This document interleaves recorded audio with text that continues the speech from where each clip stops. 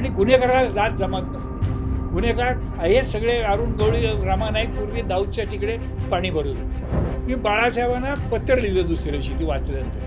म्हटलं शिवसेना आणि शिवाजी तुम्ही मला शिकू नका. सगळ्या नोंद गुन्हेगारांना जेवढे नोंद आहेत, अमर नाईक, अरुण गवळी, Rama Naik, Bhai Thakur, you name it, every criminal मी कधी ना कधी अरेस्ट केलं आहे. टायगर मॅन जो त्या बॉम्बस्फोटामध्ये अजून वॉन्टेड आहे त्याला पण मी अरेस्ट केलं. मला मालूम है वो चाल सोबराज है, उसको मैं खुद पकडा था. त्याला वाटलं याला कोणी पागल कुत्त्याने काटलाय काय. नमस्कार, मी देवेंद्र शिरूरकर आणि सिविक मिररच्या बिंब प्रतिबिंब ह्या पॉडकास्टमध्ये आपलं स्वागत आहे. आज आपल्यासोबत आहेत श्रीयुत मधुकर झेंडे, ज्यांची ओळख करून देण्याची गरज नाही कारण ते सुपर कॉप म्हणून फेमस आहेत. मुंबईच्या गुन्हेगारी जगतात एकेकाळी ज्यांच्या नावाचा दरारा होता, दहशत होती, असे मधुकर झेंडे सर आज आपल्यासोबत आहेत आणि आज आपण त्यांच्याशी गप्पा मारणार आहोत. थोड्याशा औपचारिक, थोड्याशा अनौपचारिक अशा आपण गप्पांना सुरुवात करूयात. नमस्कार. नमस्कार सर, थोडंसं मला म्हणजे तुमचं पुस्तक किंवा तुमचे एकूण गुन्हेगारी वर्तुळातलं तुमचं एकूण जे काही गुन्हेगारी मोडून काढण्यासाठी, गुन्हेगारी रोखण्यासाठी जे काही आपलं योगदान आहे त्या पलीकडे जाऊन मला थोडंसं एक माणूस म्हणून जरा काही प्रश्न माझ्या मनात निर्माण होतात. तर थोडंसं सर मला तुमचं बॅकग्राऊंड असं सांगा, तुम्ही मूळचे कुठले? मी मूळचा पुण्याचाच. नाना पेठेत माझं घर आहे, डोकेदलमीच्या शेजारी.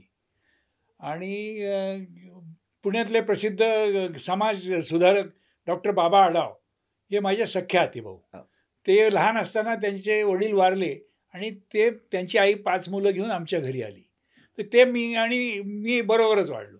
आणि दुसरे पुण्याचे प्रसिद्ध मेयर शिवाजीराव ढेरे आमदार होते, ते माझे दुसरे आतेभाऊ. त्यामुळे पुण्यात सगळे माझ्या नातेवाईक अनेक आहेत. पण मग आई आणि वडील काय करायचे तुमचे, म्हणजे काय घरचं बॅकग्राऊंड काय होतं? माझी आई वासिन नावाचं गाव आहे ठाण्याजवळ, तर तिकडची माझी आई. तिकडे तिचे वडील फॉरेस्ट कॉन्ट्रॅक्टर होते, अतिशय धनाढ्य होते ते. आणि माझे वडील, आमचं झेंडेवाडी म्हणून गाव आहे, त्या गावामध्ये आमचं थोडी शेती आहे. माझे आजोबा विठ्ठलराव झेंडे यांनी शिवाजी मराठा हायस्कूल स्थापन करण्यामध्ये त्यांचा महत्त्वाचा भाग, आणि जगातला छत्रपती शिवाजी महाराजांचा पहिला पुतळा उभारण्याची कल्पना त्यांची. आणि त्या पुतळ्याला त्यावेळी त्यांनी 20,000 रुपये देणगी देण्याचं जाहीर केलं होतं त्या काळात. त्यामुळे मी पुण्याचा आहे. पुण्यात सगळे माझे नातेवाईक आहेत. माझे एक मेवणे उल्हास काळोखे आमदार होते पुण्यात. म्हणजे एकूण तुम्ही पुणेकर आहात? मी पूर्ण पुण्याचा. आणि तुम्हाला भावंड वगैरे किती काय? म्हणजे मला 3 भावंड, 3 भाऊ, आम्ही 3 भाऊ आणि 3 बहिणी. पण म्हणजे मग कारण तुम्ही पोलीस खात्यामध्ये साधारणतः तो जो काळ आहे त्या काळामध्ये सुद्धा एक पोलीस खात्यामध्ये जाण्याबद्दल थोडंसं कुटुंबियांच्या मनामध्ये एक भीती किंवा एक उत्सुकता जशी असते की तशी एक भीती पण असते की नाही. मी मुळामध्ये सिनियर अंडर ऑफिसर NCCत होतो. आणि माझं इंडियाला जाण्याचा मी प्रयत्न केला, त्यात मी काय सिलेक्ट झालो नाही. पण मी असा धाडशीच असल्यामुळे माझ्या घरी माहीत होतं की हा काहीतरी आर्मी किंवा पोलीस याच्यातच जाणार. अच्छा. आणि शिक्षण वगैरे कुठं झालं तुमचं? मी पुण्यात 9 नंबर म्युन्सिपाल्टी शाळेत शिकलो, नाना पेठेत 4थी पर्यंत. 5वी ते 8वी मी शिवाजी मराठा हायस्कूलला शिकलो आणि 9वी ते 11वी मी नूतन मराठीत शिकलो. आणि नंतर मी वाडिया कॉलेजमधून इंटर झालो. माझं शिक्षण फक्त इंटरपर्यंत झालं. अच्छा. म्हणजे थोडक्यामध्ये लहानपणापासूनचा एक धाडसी स्वभाव. हो. म्हणून मग आपण जेव्हा तुम्ही पहिली नोकरी कुठं केली? पहिली नोकरी मी वयाच्या 20व्या वर्षी मी फौजदारीच्या परीक्षेला बसलो आणि पहिल्याच्यात सिलेक्ट झालो. सिलेक्ट झाल्यानंतर मी NCCचं बॅकग्राऊंड असल्यामुळे तिकडे गेल्यावर सुद्धा मी परेडमध्ये फार चांगला होतो. त्यामुळे तिकडे गेल्यावर सुरुवातीला तिथले प्रिन्सिपॉल त्यावेळी मराठे साहेब होते, SP मराठे, इथे कमिशनर होते पूर्वी. नंतर तर त्यांनी माझं सगळं बघितलं आणि त्यांनी तिकडेच सांगितलं की Zende will be corporal of the house. मी त्या सगळ्या याचा वर्गाचा प्रमुख झालो तिथेच असताना. आणि मग जॉईन कुठे पहिली सेवा पहिल्यांदाच मी गेलो 4 जानेवारी 1959ला पोलीस ट्रेनिंग स्कूल, ज्याला नाशिकला त्यावेळी स्कूल म्हणायचे, नंतर ती अकॅडमी, आता अकॅडमी झाली. तर तिकडे मी 4 जानेवारी 1959ला गेलो आणि तिथे 1.5 वर्षाचा त्यावेळी आमचा कोर्स असायचा. ते तेव्हा 1 मेला मुंबई आपलं महाराष्ट्राचं स्थापना झाली. तर त्यावेळी CCI परेड घेण्याचं ठरवलं. यशवंतराव चव्हाण साहेब येणार होते. तर त्या परेडमध्ये पोलीस मार्च पास होता. तर त्यावेळी DGPने मेसेज पाठवला की तुमचा PTSचा सगळ्यात चांगला कॅडेट पाठवा. तर आमच्या मराठे साहेबांनी सांगितलं आय हॅव नो डाऊट झेंडे विल गो. आणि मग मी गेलो आणि तिकडे सगळे इन्स्पेक्टर प्लॅटून कमांडर होते. मी आपल्या 2 पट्ट्या कॉर्पोरलच्या लावलेल्या आणि मी एक प्लॅटून कमांड केलं. तो एक मोठा सन्मानच होता. इतक्या बिफोर मी सब इन्स्पेक्टर व्हायच्या आधीच तिकडे मी इन्स्पेक्टरचा एक ड्रेस घालून परेडमध्ये भाग घेतला. तो माझा अभिमानाचा पद आहे. आणि मग पुढे तिथून मग आणि 1 जुलै 1960 माझी मुंबईला पोस्टिंग झाली. म्हणजे पहिली पोस्टिंग माझी मुंबईला झाली. आणि मुंबईत कुठलं कुठलं ठाणं होतं ते? मुंबईला मी तिकडे गेल्यानंतर त्यावेळी पोस्टिंग सहज व्हायच्या. मी फक्त इंटर शिकलेला आहे. पण गेल्यानंतर विचार तुम्ही जिथे राहता तिथे तुम्हाला पोस्टिंग द्यायची. तुम्ही कुठं राहता? मी मुंबईत कधी गेलो नाही, मला माहीत नाही मुंबईची काय. तर व्हीटीला मी क्लोकरूममध्ये बॅग ठेवली होती. म्हणलं मी व्हीटीला क्लोकरूममध्ये बॅग ठेवली. समोर पोलीस स्टेशन एस्प्लेनेड. त्यावेळी त्याला एस्प्लेनेड, आता त्याला आझाद मैदान म्हणतात. तुम्ही तिकडे जा म्हणून मी तिकडे गेलो राहायला. अच्छा, ओके. पण मग हे ठीक होतं की लहानपणापासून एक हुडपणा होता, मी धाडशी होतो. पण मग ह्या सगळ्याकडे घरच्यांनी कसं बघितलं? आईनी किंवा वडिलांनी काय सगळ्यांना ते विशेष काय वाटायचं ना. गेला पोलीसमध्ये, चांगली गोष्ट आहे. त्यावेळी म्हणजे नोकरी वयाच्या 20व्या वर्षी मला नोकरी लागली. तर अभिमानाची गोष्ट होती. फौजदार झाला. त्यावेळी फौजदार झाल्यामुळे मोठं पेपरला यायचं फौजदार म्हणून सिलेक्ट झाले. आणि त्यावेळी बॅच किती 35-40 लोकांची बॅच असायची. आता 500 लोकांची बॅच असते. सगळंच त्यावेळी छोट्या प्रमाणात होतं. पण म्हणजे पहिलीच नोकरी मुंबईला आणि ती फौजदाराची. कारण साधारणतः आपण चित्रपटातून बघतो तो मुंबईचा फौजदार नावाचा चित्रपट आपल्या सगळ्यांना माहिती आहे. तर मग एक तर पहिली नोकरी आणि ती सुद्धा मुंबईला. आणि ज्या काळामध्ये तुम्ही जॉईन झालात, पोलीस सेवेमध्ये दाखल झालात फौजदार म्हणून, एकदम अगदी सर्वसामान्य कुटुंबातून, फार काही बॅकग्राऊंड नव्हतं आणि सरकारी सेवेचं तर अजिबातच बॅकग्राऊंड नव्हतं. अशा बॅकग्राऊंडमध्ये तो फील कसा होता? कारण त्या काळामध्ये फौजदारांना प्रचंड मान सन्मान, दरारा. हे कसं होतं म्हणजे सुरुवातीच्या काही दिवसामध्ये तुम्हाला मुंबईला जो काही अनुभव आला सेवेत दाखल झाला? आम्ही सेवेत दाखल झाल्यानंतर एक तर राहायला आम्हाला जागा नव्हती. कुठं राहायचं माहित नाही. तर तिथे कुठं जायचं तर म्हणे प्रिन्सेस स्ट्रीट पोलीस स्टेशनला वरती म्हणे एक रूम आहे, तिथे खाटा आहे, तिकडे झोपायचं. तर तिकडे आता मला विशेष माहितीच नव्हती काय, मी काय सामान्यला नव्हतं. तर मग सकाळी तिथे झोपायला आम्ही पेपर पसरायचं खाटेवर आणि तिकडे झोपायचं असे. आणि खाली पिकेट रोडला, पिकेट मारुतीच्या समोर पिकेट, तिथं मुतरी आहे. त्या मुतरीच्या बाहेर एक नळ आहे, त्या नळावर जाऊन आंघोळ करायची असं. आणि पोलीस स्टेशनला जायचं. आणि मग तिकडे माझं एक इन्स्पेक्टर चांगले होते, एक डॉक्टर म्हणून. तर ते म्हटले अरे तू मैसा केव करताय? त्यावेळी इन्स्पेक्टरला मागच्या क्वार्टरमध्ये 4 सर्व्हंट क्वार्टर असायची. म्हणजे माझ्या 2 सर्व्हंट क्वार्टर मोकळे आहेत, तू येऊन त्यात, दुसरा माझा सहकारी, आम्ही जाऊन त्यांच्या खोलीत राहिलो. पण त्या इथे बाथरूम नव्हती. तिथे पोलीस क्लब आहे. त्या पोलीस क्लबमध्ये आम्ही रात्री घरात झोपायचं. एक ₹1.5 भाड्याने खाट घेतली होती आणि ते तिथे खाली जाऊन पोलीस क्लबमध्ये आंघोळ करायची. आणि तिथे मग बाजूलाच पोलीस स्टेशनला जाऊन काम करायचं. त्यावेळी तिथे अरविंद पटवर्धन नावाचे पोलिसातले, म्हणजे त्यांना संत तुकाराम म्हणायचे पोलिसातले, तर ते मला गुरु म्हणून तिकडे लाभले. त्यांनी मला मुंबईच्या पोलिसांबद्दल सगळी चांगली माहिती सांगितली, काम कसं करावं हे शिकवलं. म्हणजे ते इतके आदर्श होते, त्यांचा फार अभ्यास होता पोलीस हिस्ट्रीबद्दल. पण ते म्हणले की मी आत्तापर्यंत लग्न नाही केलं, कारण लोक म्हणतात की लग्न केलं तर फॅमिली असते आणि पैसे खावे लागतात, आपल्याला पैसे खायचे नाहीत, म्हणून मी लग्नच नाही केलं. असा एकदम आदर्श माणूस होता. तो मला गुरु म्हणून तिथे लाभला. आणि मग राहायला फक्त ती एक खोली होती. दिवसभर मी पोलीस स्टेशनला जाऊन काम करायचो. कुठलाही ऑफिसर असेल, तुझं काम आहे ना, मी तुला मदत करतो. त्यामुळे त्यांना बरं वाटायचं. सला बाबल्या म्हणजे नवीन पोराला बाबल्या म्हणायचे, बाबल्या चांगल्या म्हणजे सगळ्यांना मदत करतो. तर मी सगळ्यांना मदत करायचो.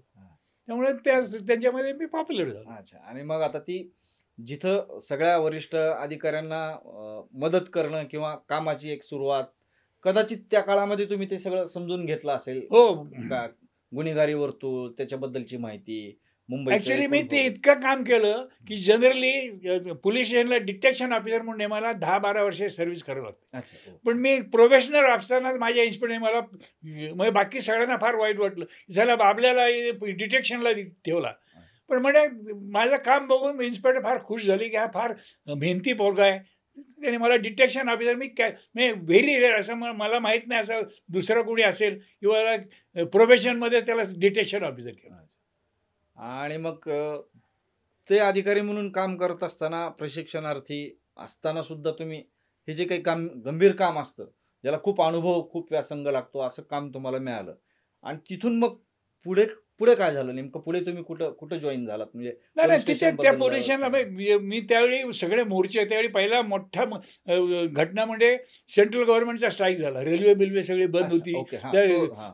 आपल्या त्या जॉर्ज फर्नांडिसला त्यावेळी त्या रेल्वे तिथे मारला. तर त्यावेळी 4-5 दिवस तर आम्ही रस्त्यावरच होतो.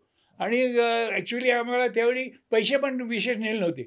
2-3 दिवस मी काय खाल्लंच नव्हतं. माझ्याबरोबर एक ऑफिसर होता, तर त्याला मी सांगितलं मी खाऊन येतो. आणि माझा चेहरा सुकायला लागला. तो म्हणलं तुम्ही कुठं काय खाल्लं? ते मी म्हणलं नाही काहीतरी खाऊन बंडल माझी अन्नपूर्णामध्ये खाऊन आलो. तर तो एक दिवशी त्याला संशय आला. म्हणला तुमचं पाकिट दाखवा. मग पाकिटात पैसेच नव्हते. ते म्हणजे काय खोटं बोलतो तुम्ही, कशाला असे उपाशी मारता? त्याने बिचाऱ्याने मग 2-4 दिवस म्हणजे त्यावेळी सुरुवातीला 8-10 दिवस संप चालला होता सेंट्रल गव्हर्नमेंटचा. पण म्हणजे मग तो जो एक रोमांचक काळ होता, साधारणतः सर्वसामान्य जनतेने तो एक उठाव केल्यासारखा केला.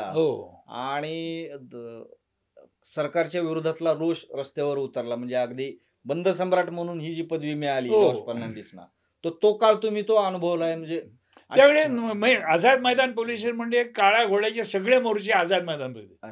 आणि त्यावेळी 26 जानेवारीला सुद्धा मुंबईला ते डेकोरेशनला फार मोठी गर्दी व्हायची. त्या गर्दीचा बंदोबस्त करायला लागायचा. आणि आझाद मैदान पोलीस स्टेशन म्हणजे बंदोबस्तच पोलीस स्टेशन. त्यामुळं दगडफेक झाली काय झालं तरी मी लोकांना कंट्रोल करून, त्यामुळे मी तसं फार पॉप्युलर झालो. ॲक्च्युली माझी बदली ड्यू झाली सप्टेंबर 1960ला गेलो. 63ला 3 वर्षांनी माझी बदली ड्यू झाली.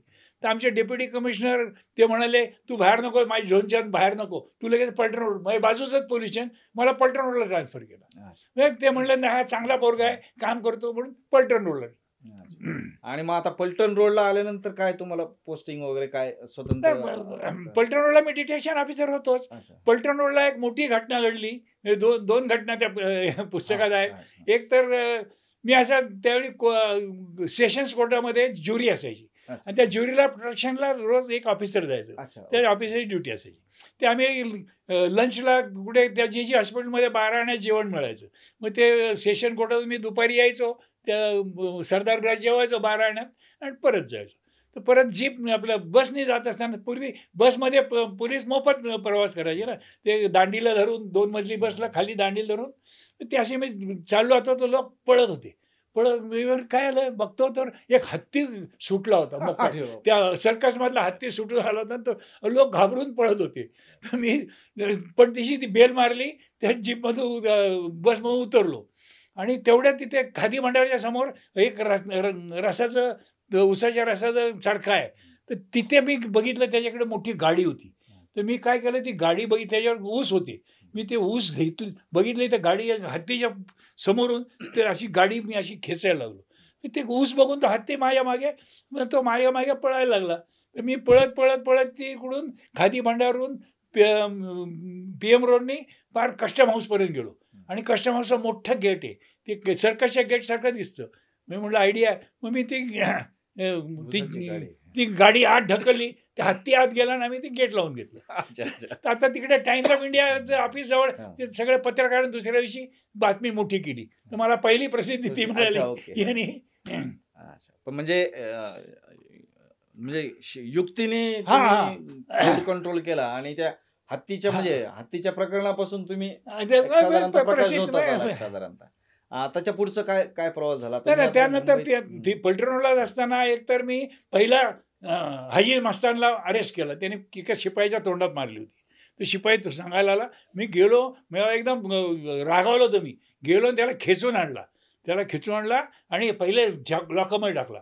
तर माझी इन्स्पेक्टर, अरे तू त्याला अरेस्ट केला, तो त्या कैलाश डॉक्टरचा कार्यकर्ता आहे, त्यावेळी तो सायकलचं दुकान चालवत होतं. अच्छा. हां, तर ते म्हणलं साहेब कोणी असलं तरी पोलिसला मारतो मी काय सहन करत नाही, मी त्याला बंद केलं आहे आणि मी त्याच्यावर केस करणार. आणि त्या केसमध्ये तो कन्व्हिक्ट पण झाला. त्याची ती पहिली कन्व्हिक्शन. त्याचे एक मुंबईमध्ये एकच कन्व्हिक्शन, तर ती म्हणजे त्याला मी तिथे पकडला पहिला. मग त्यावेळी पण सगळ्यांना म्हणजे जरा हे वाटलं की साला मस्तानला खिचून घालून याला पकडलं त्याने. म्हणजे स्पिरिटेड होतो ना मी. नाही, पण एकूण झेंडे सर, मला थोडंसं जरा जुन्या गोष्टीकडे नेतो मी तुम्हाला. एक आमच्या जनरेशन समोर किंवा एक साधारणतः आत्ताच्या मुलांसमोर चित्रपटसृष्टीतून जे काही गुन्हेगारी विश्व उभं राहतं चित्रपटसृष्टीच्या माध्यमातून, आणि ते जे काही काल्पनिक चित्र असतं आणि प्रत्यक्षातली गुन्हेगारी, तुम्ही जवळपास 25-30 वर्ष मुंबईमध्ये घातली आहेत. मुंबईतल्या 37 वर्ष भल्या भल्या गुन्हेगारांना तुम्ही खूप जवळून बघितलंय, कंट्रोल केलंय. ह्या सगळ्या पार्श्वभूमीवर आमच्या समोर जे चित्र येतं ते चित्रपटसृष्टीने जे काही दाखवलं, नावं ऐकली आम्ही, हाजी मस्तान ऐकतो, आम्ही करीम लाला ऐकतो, त्याला पण मी अरेस्ट केलाय. मुंबईतल्या सगळ्या नोंद गुन्हेगारांना, जेवढे नोंद आहेत, अमर नाईक, अरुण गोळी, Rama Naik, Bhai Thakur, you name it, every criminal मी कधी ना कधी अरेस्ट केलं आहे. टायगर मेनन जो त्या बॉम्बस्फोटामध्ये अजून वॉन्टेड आहे, त्याला पण मी अरेस्ट केला होता. पण प्रसंग ज्यावेळी, कारण मी मुंबईतल्या जवळजवळ 11 पोलीस स्टेशनमध्ये काम केलं, त्यातलं 32 वर्ष, म्हणजे माझ्या या चांगल्या रेकॉर्डमुळे कमिशनर किंवा DCP लोक म्हणायचे ना मला, मी साऊथ झोनच्या 9 पोलीस स्टेशन सगळे, आझाद मैदान, कुलाबा, पलटण रोड, गामदेवी, पायधुनी, डोंगरी, नागपाडा, आगरीपाडा, म्हणजे माझी 32 वर्ष सर्व्हिस साऊथ मुंबई झाली. अच्छा. कारण CID, क्राईम ब्रांच अशा. मी फक्त एकदा मी धारावीला गेलो 2 वर्ष आणि एकदा बांद्र्याला गेलो. आता माझी सगळी नोकरी, कारण म्हणजे लोक वशिला लावतात जाण्यासाठी, ज्यांनी वरिष्ठ अधिकारी मुद्दाम मला आपल्याकडे पोस्टिंग करून घ्यायचे, कारण मी डेडिकेटेड काम करत होतो. ओके. पण मग पहिला जो तो एक प्रसंग होता, तुम्ही हाजी मस्तानचं सांगितलं की तुम्ही त्याला धरून आणला आणि लॉकअपमध्ये टाकून दिला, आणि त्यानंतर न्यायालयाच्या दृष्टिकोनातून पण तो गुन्हेगार ठरला. तर ते त्याच्यानंतरचे पुढचे काही महत्वाचे काही गुन्हेगारी, किंवा मला थोडंसं असं विचारायचं की त्या काळामध्ये मुंबईचं गुन्हेगारी विश्व कसं होतं थोडक्यात? नाही, त्यावेळी गँगवॉर फार, मग असे गँगवॉर वाढायला लागलं. त्या काळी प्रत्येक एरियामध्ये एक दादा असायचा.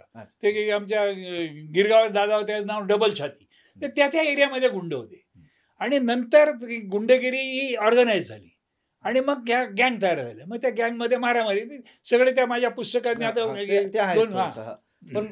पण मग हे सगळं तुम्हाला तसं नवीनच होतं, कारण तुम्ही बॅकग्राऊंड तुमचं सगळं पुण्यातलं आहे. भले ठीक आहे, धाडसी स्वभाव असेल, तुम्ही तुमच्या कर्तबगारीने, हुशारीने किंवा एक प्रामाणिकपणाने तुम्ही मुंबईमध्ये गेलात. महत्वाच्या सगळ्या पोस्टिंग जबाबदाऱ्या तुम्हाला देण्यात आल्या, स्वतःहून देण्यात आल्या, की ठीक आहे, हा हर होणारी मुलगा आहे, प्रामाणिक आहे, धाडसी आहे, द्या. पण त्याच्यानंतर त्या हाजी मस्तानच्या प्रकरणानंतर हे सगळं गुन्हेगारी विश्व तुम्ही जवळून बघितले, तर ते काय सगळं नेमकं? त्यात दुसरं सुद्धा एक गुन्हेगारीचं नाही आहे. तिकडे पलटण रोडच्या बाजूला कुलाबा पोलीस स्टेशन आहे. कुलाबा एरिया ते नेव्ही वगैरे, नेव्ही सगळं नेव्हीचा, तिथं लायन गेट आहे, गेटवेच्या तिकडे त्या रस्त्याला लायन गेट आहे, आणि तिकडे सगळ्या नेव्हीचे लोक त्या लायन गेटच्या आत ड्युटी करतात. रविवारी ते बाहेर येतात, आणि रविवारी सुट्टी असते म्हणून बाहेर येतात. बाहेर गेल्यानंतर तिथे काहीतरी 2-4 दारूचे अड्डे होते. एका अड्ड्यावर काय 2 लोक गेले, त्याचं दारूवाल्याचं भांडण झालं. भांडण झाल्यानंतर ते मारामारी झाली. ते वायरलेसला बोलवलं, वायरलेस तिकडे गेली. मग त्यांनी त्या लोकांना पकडण्याचा प्रयत्न केला. आता त्या नेव्हीवालेच ते भांडायचा प्रयत्न करायला लागले. तर त्यांनी वायरलेसला अजून फोन केला, कंट्रोल रूमला, अजून एक वायरलेस पाठवा. दुसरी वायरलेस गेली, आणि मग ते लोक तिथे लायन गेटमध्ये गेले, आणि तिकडे लायन गेटमधून दगडफेक करायला लागले पोलिसांवर. आणि पोलीस मग इकडे असं हे करताना तेवढ्यात मला मेसेज आला की तिकडे फार गडबड झाली आहे, तू तिकडे जा. मी तिकडे गेलो, तर तिकडे बघून ते 1-2 ऑफिसरला वाटलं की हा असाला जिगरबाज आहे, चला आपण लाठी हल्ला करू. म्हणून त्यांनी त्यांच्यावर लाठी हल्ला करायला सुरू, त्या नेव्हीच्या. तर ते नेव्हीवाले गेले आत, आणि त्यातल्या त्यांनी एकाने त्या गार्डची रायफल खेचली, आणि ते पोलिसांवर आता फायरिंग करणार तो. आता म्हणजे इतका गंभीर प्रसंग, त्यांनी फायरिंग केलं असं म्हणजे नेव्ही आणि पोलीस. तर मी धावत पळत गेलो, आणि त्याची रायफल घेऊन खेचली. त्याची रायफल खेचली, पण त्या लोकांनी तेवढ्यात मला पकडला, त्या लायन गेटच्या आत गेलं, लायन गेट बंद केलं आणि मला मारायला सुरुवात केली. मला इकडे इकडे पुष्कळ मारलं. मी तेवढ्यात त्या या गार्डरूममध्ये गेलो आणि तिथून लपून बसलो. मग तोपर्यंत मग डेप्युटी कमिशनर आले, त्यांचे नेव्हीचे मोठे ऑफिसर आले, त्या सगळ्यांनी मिळून. पण आता हे पोलीस आणि नेव्हीची अशी भांडणं झाली, ही पेपरमध्ये वगैरे यायला नको, म्हणून त्या मिटिंगमध्ये असं ठरलं की हा ठराव हे कुणाला कळूच द्यायचं नाही, गपचूप सगळ्यांनी बसायचं. ते मला एवढं लागलं होतं, ते साहेब म्हणले तू 2 दिवस येऊ नको पोलीस स्टेशनला, पण तू गप बस, कुणाला सांगू नको. आणि त्या पण त्यामुळे एक मोठं ॲक्च्युली साहेब मला ओरडले, तुला काय पडली होती? म्हणजे साहेब त्यांनी फायरिंग केलं असतं तर किती मोठं लफडं झालं असतं ना. आणि पण त्याला म्हणजे कुठेही अशी वाच्यता पुढे झाली नाही. आता मी हे 40-50 वर्ष 1964 सालची गोष्ट. पण म्हणजे 2 सरकारी यंत्रणा, पण असं कधी मला योग्य वेळी काहीतरी निर्णय घेण्याची शक्ती येते, परमेश्वर काय शक्ती देतो त्यावेळी. अशा बऱ्याच घटना मी केलेल्या आहेत, जिकडे मी जनतेची पुष्कळ चांगली सेवा केली आहे. म्हणजे तुम्ही सश्रद्ध आहात आणि तुम्ही ते मानता, म्हणजे की ठीक आहे की म्हणजे तो त्याच्यानंतरच्या काळात म्हणजे हे जी चित्रपटसृष्टीत आपण जे गुन्हेगारी ऐकतो, किंवा आता मला एक साधारणतः इतक्या वर्षानंतर तुम्ही प्रत्यक्ष ते पाहिलंय, प्रत्यक्ष गुन्हेगारांना अटक केलेली आहे, त्यांच्यावर खटले चालवलेले आहेत, कायदेशीर प्रक्रिया पार पाडलेल्या आहेत कोर्टातल्या. आत्ताची गुन्हेगारी साधारणतः आता मुंबईची जी काही गुन्हेगारी आहे, जसं तुम्ही मगाशी जसं सांगितलं की संघटित गुन्हेगारी हा प्रकार त्या काळात नव्हता. आता त्यानंतर झेंडे सर मला असं सांगा की क्रिमिनलायझेशन ऑफ पॉलिटिक्स आणि पॉलिटिसायझेशन ऑफ क्रिमिनलायझेशन असं जे काही झालंय साधारणतः, आता फार वाईट परिस्थिती आलेली आहे. हा काय फरक जाणवतो तुम्हाला एक साधारण? आता एक तर मुळात मी रिटायर होऊन 30 वर्ष झाली. 30 वर्षात मी कुठल्याही पोलीस स्टेशनला गेलो नाही. आणि आताच्या सुधारणा इतक्या झालेल्या आहेत, ठिकठिकाणी CCTV कॅमेरे लागलेत, तुमचा आरोपी कुठं गेला तो कसा फिरतोय तुम्हाला मोबाईलवरून कळतो. त्यामुळे इतक्या सुधारणा झालेल्या आहेत. त्यामुळे सध्याच्या लोकांना काय सुविधा आहेत, काय अडचणी आहेत, मला त्याची माहिती नाही. ठीक आहे, हे ठीक आहे, पण त्या काळामध्ये मी तिथंच येणार होतो, त्यासाठीच मी तुम्हाला हा प्रश्न विचारला. ज्या काळामध्ये तुम्ही ह्या सगळ्या कारवाया केल्यात, गुन्हेगारी रोखण्यासाठी प्रयत्न केले, त्या काळामध्ये आजच्या यंत्रणेकडं जी काही संसाधनं आहेत अत्याधुनिक, जसं तुम्ही मोबाईलचं सांगितलं, किंवा मोबाईल ट्रॅक केला जातो, कॉल रेकॉर्डिंग होतं, हे असं काहीच नसतं त्या काळामध्ये केलं, तर ते कसं जाणवलं तुम्हाला?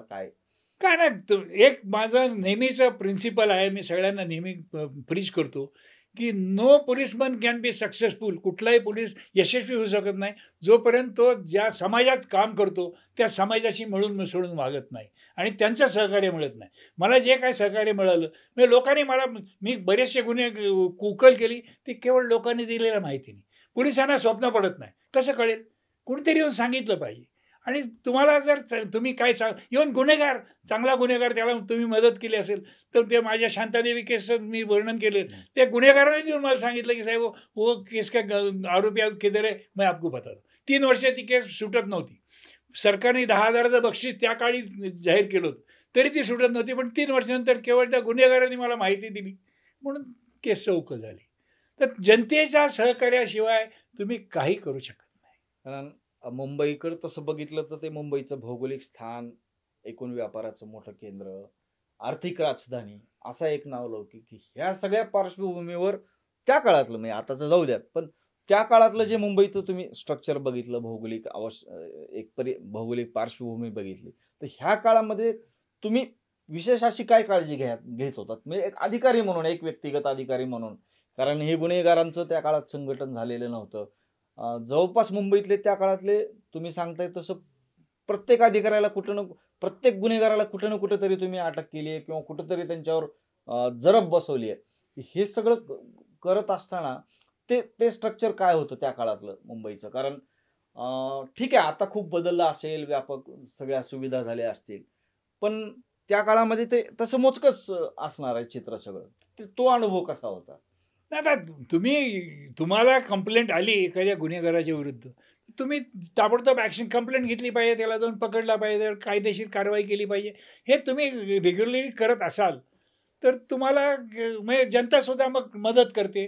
लोक इन्फॉर्मेशन देतात, अनॉनिमस फोन करून सांगतात असं असं आहे, आता आहे. आणि आणि त्या काळात आमच्याकडे पॉलिटिकल इंटरफेरन्स हा भागच नव्हता. कधीही कुठल्या, मला एकच घटना आठवते, मी ज्यावेळी अरुण गवळीला अरेस्ट केला त्यावेळी इंटकचे प्रेसिडेंट होते भाई जगताप. त्यांनी, मी क्राईमलाच होतो त्यावेळी फोन आला, ते शिपाई म्हणले साहेब ते भाई जगतापचा फोन आला आहे. तर मी गेलो, फोन केला, कोण बोलतोय? मी भाई जगताप बोलतो. म्हणजे ते इंटकचे प्रेसिडेंट? हो हो हो साहेब, माझे हात थरथर कापतायत, एवढ्या मोठ्या माणसाची कधी बोलायची मला, मी साधा सब इन्स्पेक्टर, मी तुमच्याशी कसं बोलणार साहेब, तुम्ही ते काय असेल ते कमिशनर साहेबांना सांगा. मी बोलून फोन ठेवून दिला. त्याने ओळख, या पक्का बदमाशी आहे. पण मी तेवढा एकच इन्सिडेंट माझ्या आयुष्यात की पॉलिटिकल, ते कधी कुठला पॉलिटिशियन आमच्याकडे कधी आला नाही, त्यांनी कधी काय केलं नाही. फक्त मी आग्रीपाड्याला असताना ॲलिगेशन करायचे की मी जास्त मुस्लिमांना फेवर करतो, आणि ते अरुण गवळीची कंपनी सगळे बाळासाहेबांकडे जाऊन ते म्हणले की हा झेंडे मुसलमानांना हे करतो आणि आम्हाला कारण दबाव आणतो आमच्यावर. तर बाळासाहेबांनी एक मोठा छापली बातमी, हिरवा झेंडे म्हणून, माझ्यावर टीका काढणारी. मी बाळासाहेबांना पत्र लिहिलं दुसऱ्या दिवशी ती वाचल्यानंतर. म्हटलं शिवसेना आणि शिवाजी तुम्ही मला शिकू नका. शिवाजी महाराजांचा पहिला पुतळा जगातला उभारण्याची मूळ कल्पना माझ्या आजोबांची, त्या काळात त्यांनी 1924 साली 20,000 रुपये द्यायचं जाहीर केलं होतं. तर तुम्ही मला शिवसेना किंवा शिवाजी शिकू नका. आणि गुन्हेगाराला जात जमात नसते. गुन्हेगार हे सगळे अरुण गवळी, रामानाईक पूर्वी दाऊदच्या तिकडे पाणी भरत होते. यांना काहीच, यांचा फक्त धर्म एकच, पैसा असतो. बाळासाहेबांचं 20 पाणी पत्र होतं. बाळासाहेबांनी सेंटर पेजला ते पत्र छापलं, मला काय सांगायचं म्हणून. आणि त्याने म्हणता मला भेटायला प्रमोद नवलकरच्या मुलीच्या लग्नात, हे म्हणे हे झेंडेला मला भेटायचं रे. मग ते प्रमोद नवलकरनी म्हणलं माझ्या मुलीच्या लग्नात येणार आहेत ते. मग त्यावेळी मी गेल्यानंतर मी गेलो, बाळासाहेबांना सांगितलं, मी गेलो बाळासाहेबांना भेटायला. ते उठून उभे राहिले. त्या बाजूला तिन्ही मेयर म्हणजे सुधीर जोशी, छगन भुजबळ आणि मनोहर जोशी, हे 3 मेयर असे बाजूला. आणि बाळासाहेबांनी प्रेमाने मला तुमचा फार अभिमान वाटतो म्हणाले. हा बाळासाहेबांचा चांगुलपणा.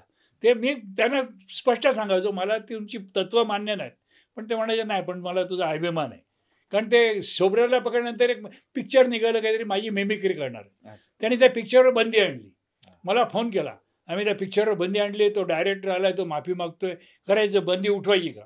म्हटलं बाळासाहेब मी साधा माणूस, तुम्ही जे कराल ते करा. नाही मी आता त्याची माफी घेतो आणि त्याला पिक्चर रिलीज करायला सांगतो. म्हणजे ठीक आहे, हा तुमचा मोठेपणा. थोडंसं म्हणजे ज्या गोष्टीमुळं तुम्ही म्हणजे तुमची एक आगळी वेगळी ओळख बनली, तो चार्ल्स शोभराज.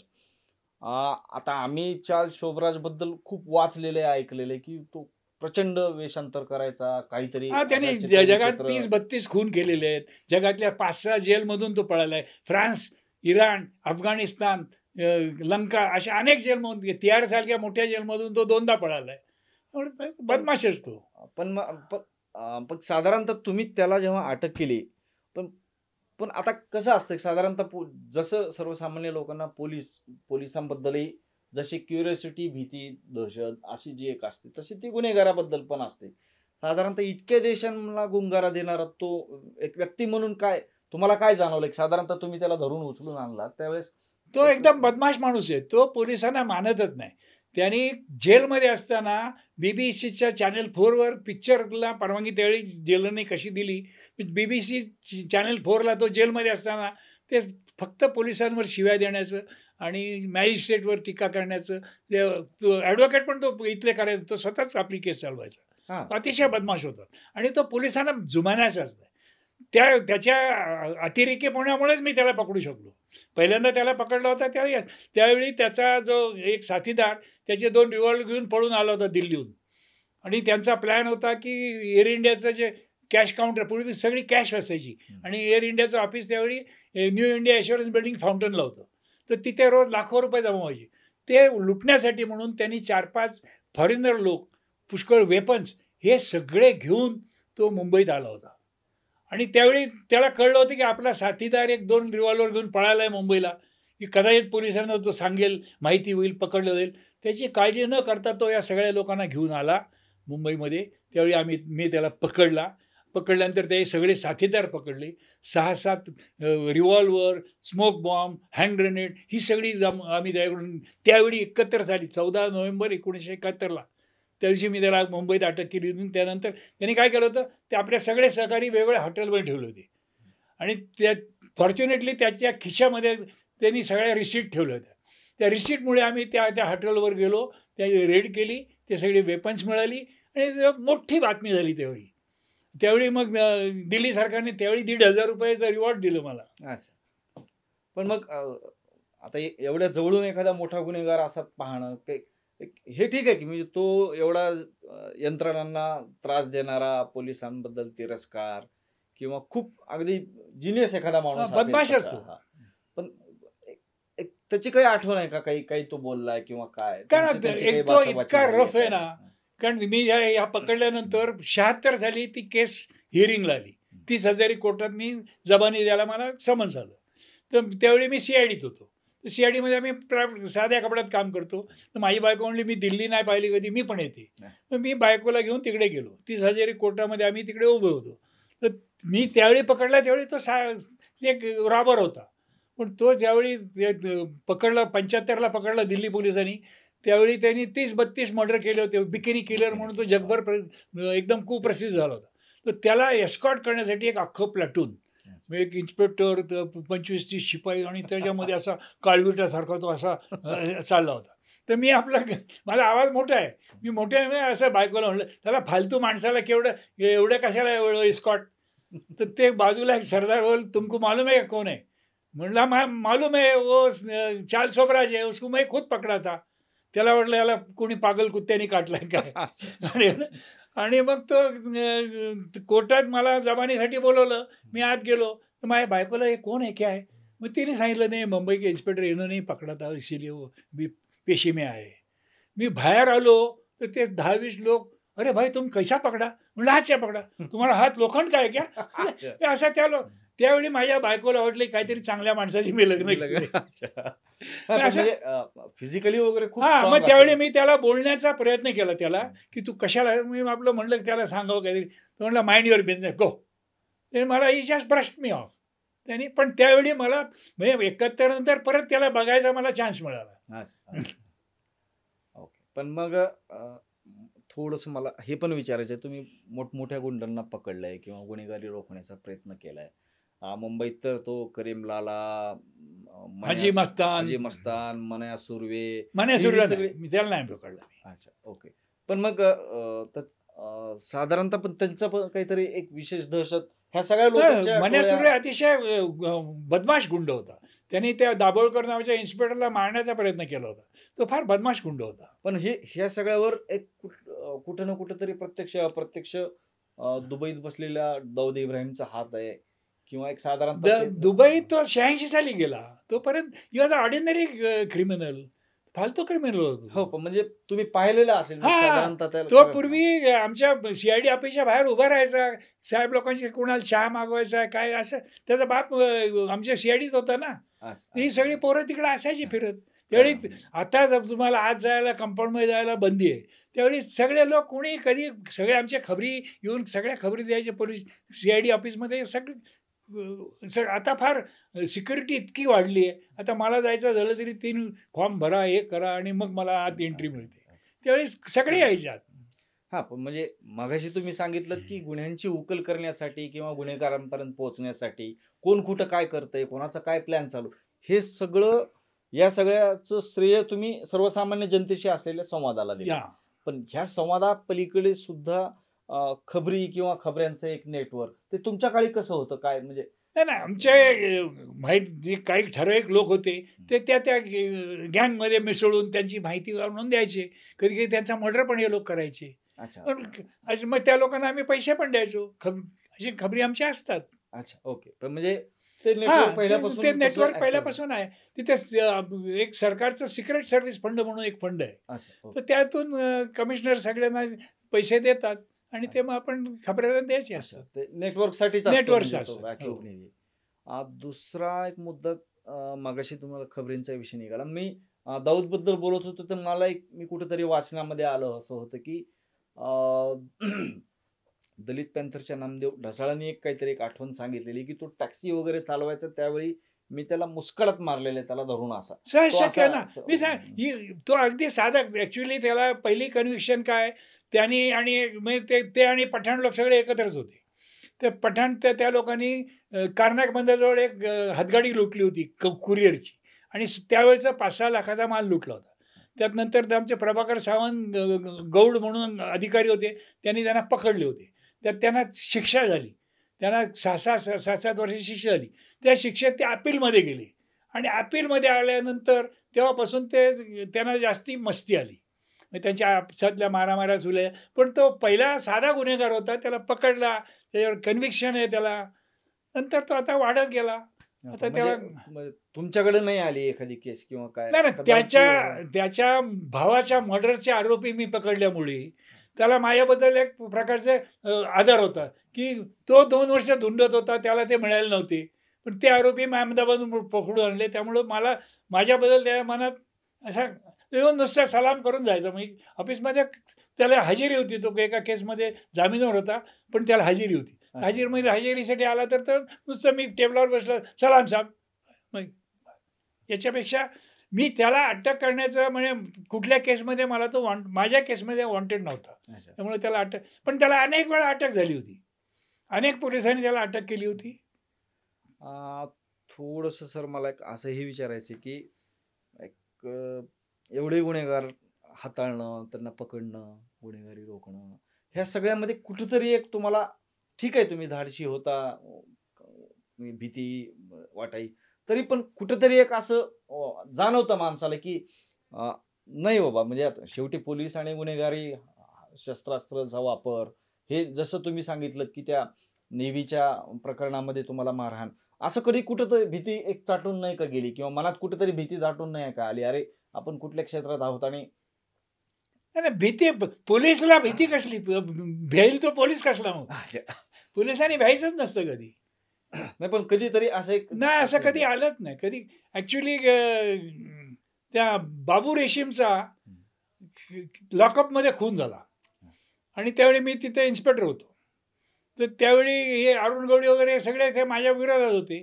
तर त्यांनी म्हणले की चला झेंडेनी मुद्दाम हे घडून आणलं, झेंडेला आपण उडवायचा. तर त्यांचा बॉस त्यावेळी कंपनी, रामा नायकाची कंपनी सरकार म्हणायची त्या एरियामध्ये. त्या रामा नायकाला पकडून मी त्याची वरात काढली होती तिकडे. त्यानंतर बाबू रेशीम माझ्याकडे आला, म्हणला साहेब माझी वरात नका काढू, आता मी डॉकमध्ये लीडर बनतोय, तर तुम्ही कधी मला फोन कराल तर मी बोलवा, मी येऊन हजर होईल. तसं त्याच्याविरुद्ध कंप्लेंट आली होती. ॲक्च्युली दाऊदच्या बहिणीच्या नवऱ्याला त्या लोकांनी मारलं होतं, म्हणून मी त्याला फोन केला. तो आला आणि हजर झाला, आणि त्याला लॉकअपमध्ये टाकला. नंतर त्याचा तिकडे लॉकअपमध्ये त्याच्या सहकार्याने खून केला. ते हे सगळे म्हणले नाही, झेंडेनी सगळे घडून आणलं, झेंडेला उडवायचं. त्यावेळी रमा नाईकने त्यांना सांगितलं, म्हणजे त्यांचा तो बॉस बोले. त्यावेळी एका केसमध्ये अरुण गवळीला अटक केली होती, पण त्या केसमध्ये रमा नाईक काय इन्व्हॉल्व नव्हता. पण त्याच्या विरोध पार्टीचे जे लोक होते त्यांनी सांगितलं रमाला पण अटक करा. मग माझ्याकडे आले. मी म्हटलं रमाचा इन्व्हॉल्वमेंट नाही तर मी नाही अटक करणार. तर त्यांनी त्यावेळी रिटायर्ड हायकोर्ट जज गोखले होते, त्यांच्या हस्ते हायकोर्टात माझ्याविरुद्ध केस केली की ते अटक करायला लावा. तर हायकोर्टाने पण ते आम्ही सगळं प्रोड्यूस केलं, टाकून दिलं. तर त्यावेळी ॲक्च्युली तो शेट्टी माझ्याकडे आला होता 2 लाख रुपये घेऊन, साहेब रमाला अटक करायची. मी म्हणलं मी असलं खोटं काम करत नाही. ते रमाला कुठल्या तरी सोर्सनी कळलं, तर रमाने त्यांना सांगितलं की झेंडे खोटं काम करत नाही. त्यावेळी 2 लाख रुपये घेऊन तो मला अटक करू शकला असता, पण त्यांनी केलं नाही.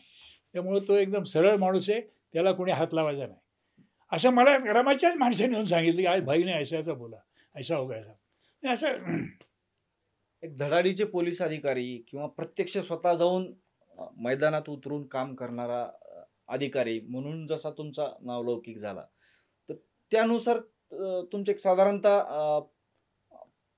म्हणजे प्रसिद्धीसोबत महत्त्वाची काही पदं, महत्त्वाच्या काही जबाबदाऱ्या, त्याबद्दल थोडंसं सांगा मला. नाही, आता मला आउट ऑफ टर्न कुठलं प्रमोशन मिळालं नाही. मला योग्य प्रमोशन मिळाली.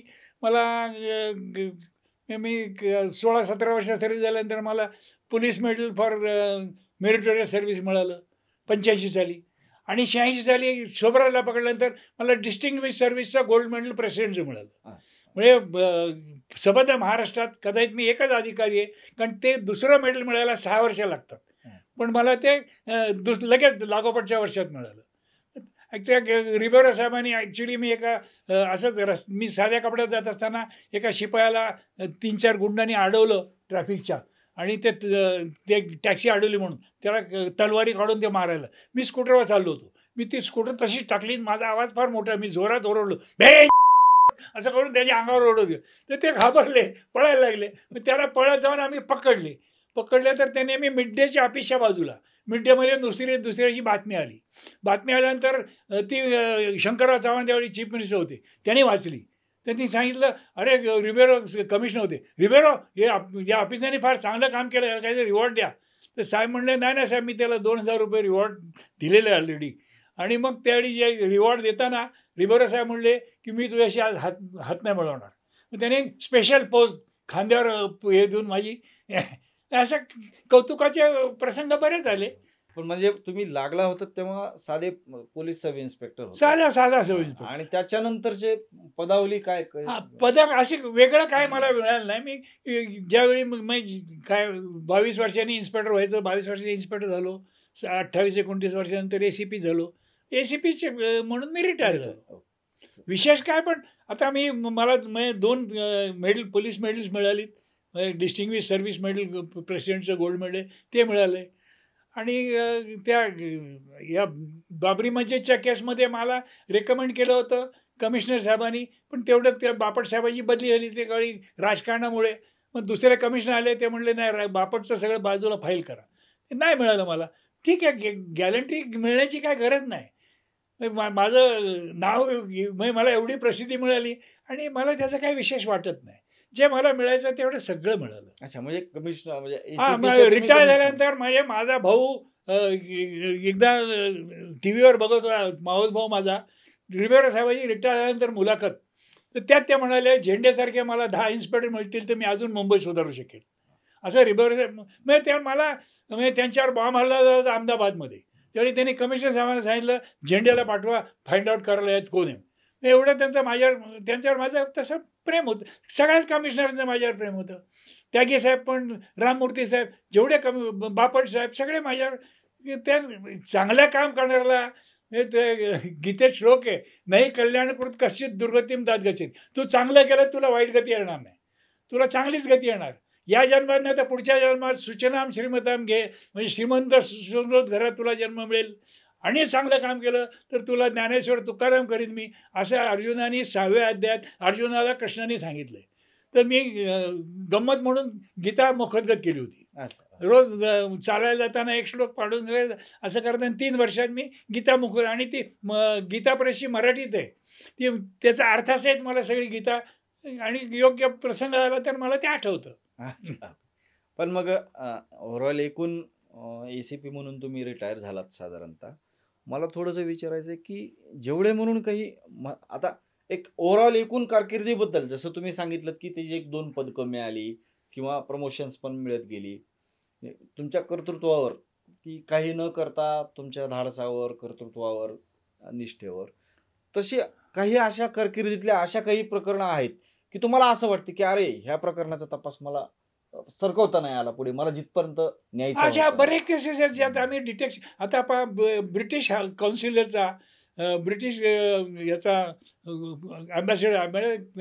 अँबॅसेडर, तर तो गाडीमध्ये येत असताना त्याचा हायकोर्टाजवळ कोणीतरी गोळीबार करून खून केला. त्याचा तपास आम्हाला शेवटपर्यंत काही लागला, कुठेच काय मिळालं. अशा अनेक केस. आता औंधला आम्हाला स्पेशली पाठवलं होतं, औंधच्या राजवाड्यात मोठा दरोडा पडला होता, तर त्या दरोड्याच्या तपासाला आम्हाला पाठवलं होतं. नाही ते रमाकांत कुलकर्णी, वाकटकर, सहस्रबुद्धे असे सगळे चांगले अधिकारी तिकडे आम्ही 2 महिने मुक्काम ठेवून होतो, पण त्या केसचा तपास आम्हाला नाही करता.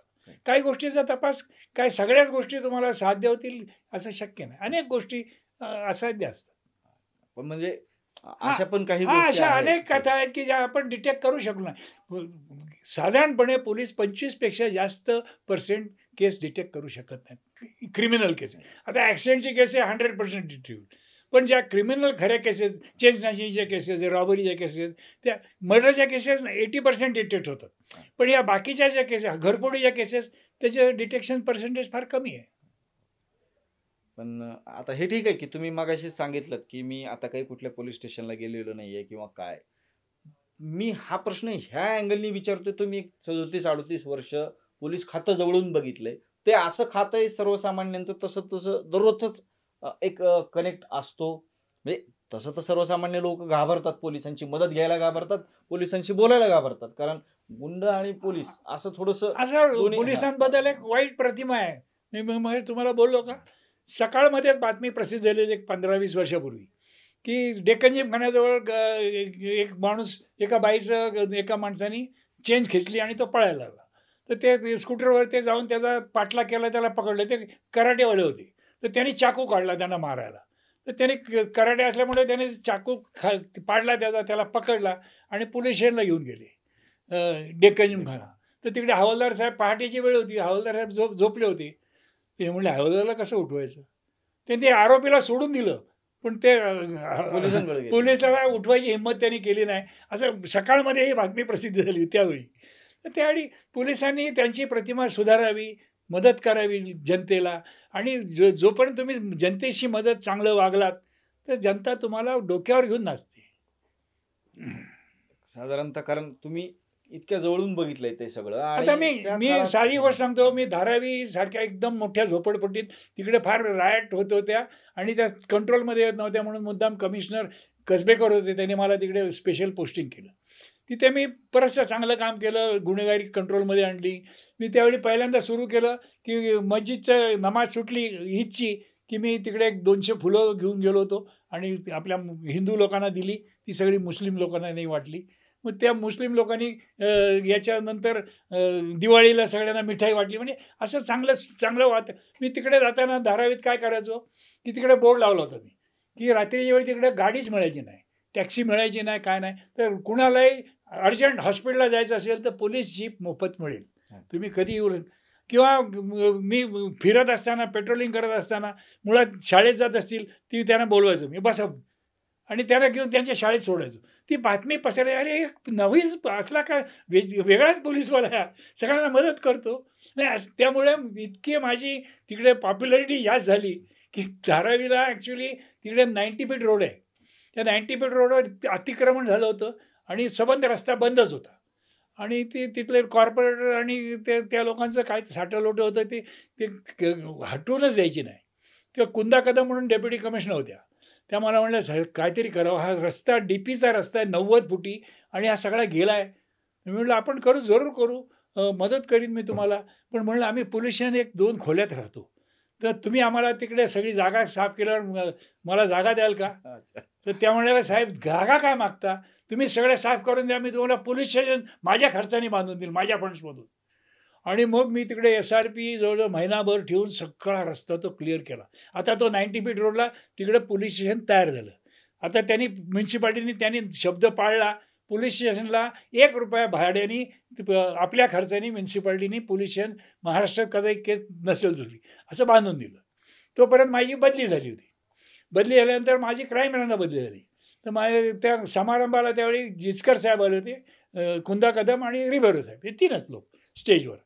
आणि माझे डेप्युटी कमिशनर आपले राममूर्ती होते. तर ते म्हणाले तू चल माझ्याबरोबर तिकडे आज समारंभाला. आता ते पुढे जाऊन बसले, मी आपलं मागे बसलो. समारंभ संपत आला तो एक मद्रासी उठला, म्हणे साहब सबको हार पहना है, जिसने पुलिस स्टेशन बनाया उसको कोई पूछता भी नहीं. कोण? बोले वो झेंडे साहब बैठा है पीछे. मग लोक काय सगळ्यांनी स्टँडिंग ओवेशन. मी स्टेजवर जाईपर्यंत झेंडे साहेब जिंदाबाद. आणि मी स्टेजवर गेल्यावर जिचकर साहेब म्हणाले हो तुम्ही एवढे पॉप्युलर आहे, तुम्ही इलेक्शनला उभे राहा. नाही साहेब, मी म्हटलं पोलिसचंच काम करणार. पण त्यांनी माझं त्यावेळी कौतुक केलं. अशा अनेक प्रसंग चांगले घडले, असं सुखाचं आयुष्य गेलं.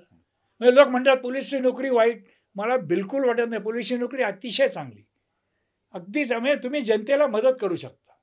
तर आपण झेंडे सरांना पोलिसांची, म्हणजे झेंडे सरांनी आता असं सांगितलं की साधारणतः पोलीस आणि जनता यांच्यातला समन्वय, सुसंवाद पोलिसांकडे बघण्याचा लोकांचा दृष्टिकोन कसा बदलेल यासाठी त्यांनी त्यांच्या आयुष्यात काय केलंय आणि साधारणतः तो आदर्श समोर ठेवून आता पुढच्या काळामध्ये कसं काय ते होऊ शकतं हे पण त्यांनी एक कळत न कळत आपल्याला एक सूत्रच पुढच्या पिढीला दिलेलं आहे.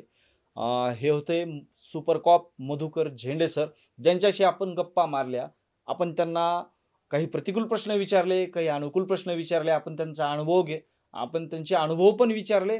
गुन्हेगारी जगत त्या काळातलं कसं होतं, ते नियंत्रण करण्यासाठी त्यांनी काय पुढाकार घेतला, कसं काम केलं, हे सगळं आपण जाणून घेतलं.